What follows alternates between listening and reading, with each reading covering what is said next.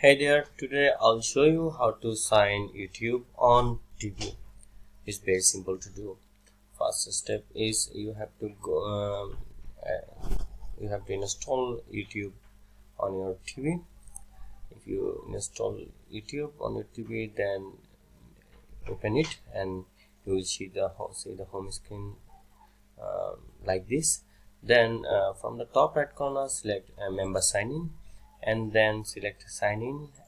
Then what you have to do, you have to scan the QR code by your phone, or you